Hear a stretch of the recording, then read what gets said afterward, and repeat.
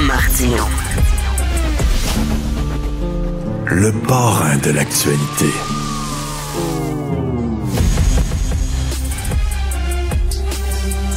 Sophie Durocher, tu veux me parler du prochain White Lotus? Oui, ben en fait, il y a exactement une semaine, on a appris, même si ça n'a pas été confirmé par la production, que la prochaine saison de White Lotus allait être tournée en France. On sait que c'est toujours dans des hôtels exotiques aux quatre coins du monde. Toujours avec des hôtels de Four Seasons, mais c'est toujours des décors à plus finir et absolument magnifiques. Et là, ça va être vraisemblablement, parce que c'est le seul endroit où il y a un Four Seasons qui pourrait se prêter à ça avec une belle piscine, c'est dans le sud de la France, à Cap-Ferrat.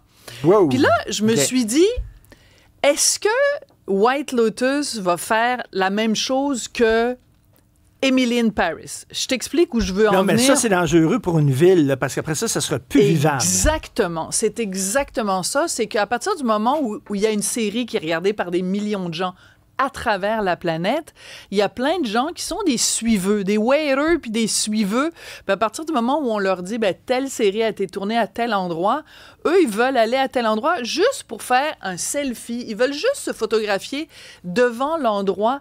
Tu sais, c'est juste pour dire, j'étais là. Oui. Pas parce que ça les intéresse, pas parce qu'ils trouvent ça beau, pas parce qu'ils s'intéressent à la culture locale, pas parce qu'ils vont aller faire vraiment du tourisme écologique ou quoi que ce soit. Ils s'en foutent. C'est juste le selfie. C'est juste pour pouvoir mettre ça sur leur fil Instagram. Ils vont au restaurant où Émilie allait. Voilà. Puis ils vont, ça me fait un peu penser. Te souviens-tu, Pierre Foglia, il avait fait une chronique à un moment donné qui s'appelait quelque chose genre banane, banane. Il disait que ça l'énervait quand il se promenait à vélo, puis les gens le voyaient, puis disaient hey, Foglia!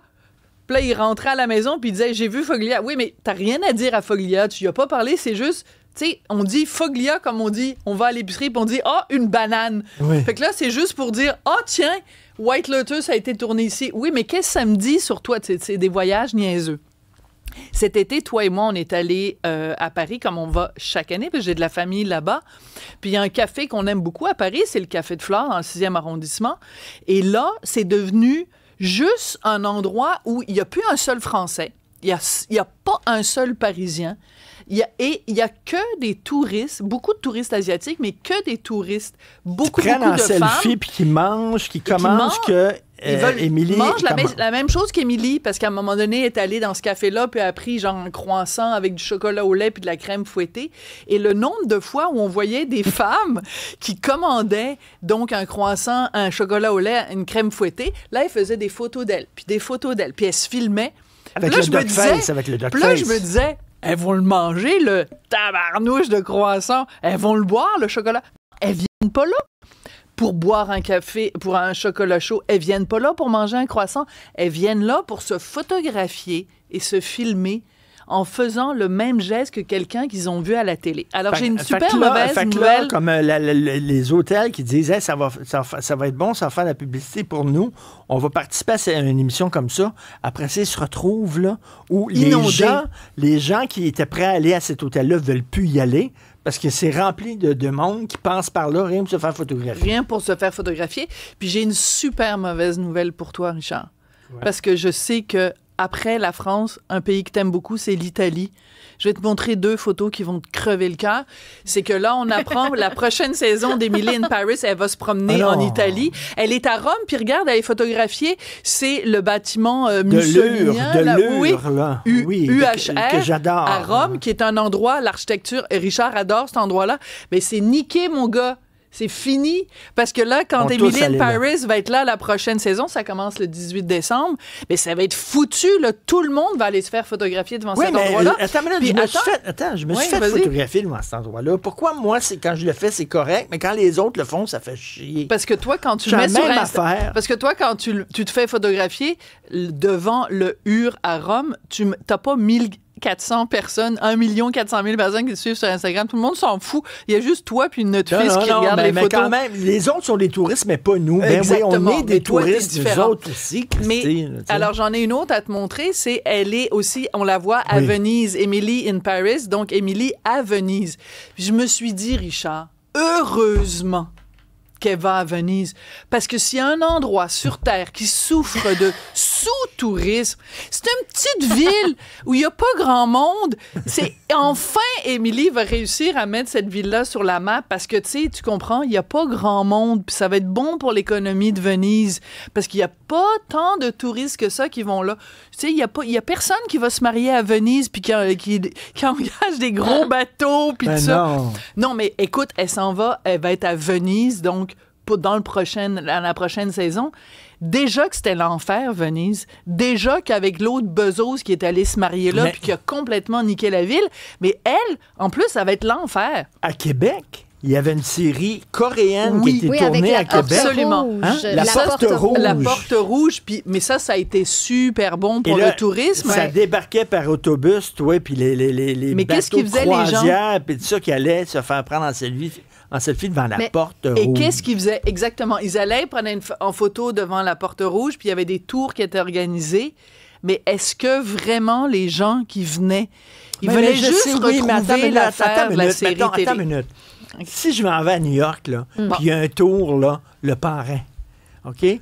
Puis là, ils vont devant la maison où était tourné le parrain à Long Island. Bibi, là, il va se faire prendre en selfie devant. Tu vas y aller. Bibi va y aller. Ouais. Bibi va être devant la maison du parrain, boum. Puis le restaurant où Michael Corleone abat le chef de police, Bibi va se faire photographier devant le restaurant aussi. Mais on est tous des touristes. Vas-y, Stéphanie. Non, mais c'est que je me demande, exemple, tu parlais du Café de Flore, qui est rendu 100% des touristes. Que des touristes. Que les Parisiens eux-mêmes ont déserté. Mais en période plus calme, ou que ce n'est pas la période touristique, qu'est-ce qui se passe maintenant pour le Café de Flore? Est-ce que les Parisiens retournent ou non, ils se retrouvent avec plus personne, puis là, ils cherchent à avoir... Le problème, c'est que Paris, c'est saison touristique 12 mois par année. Oui, c'est vrai que c'est... Mais c'est surtout que, tu sais, un endroit...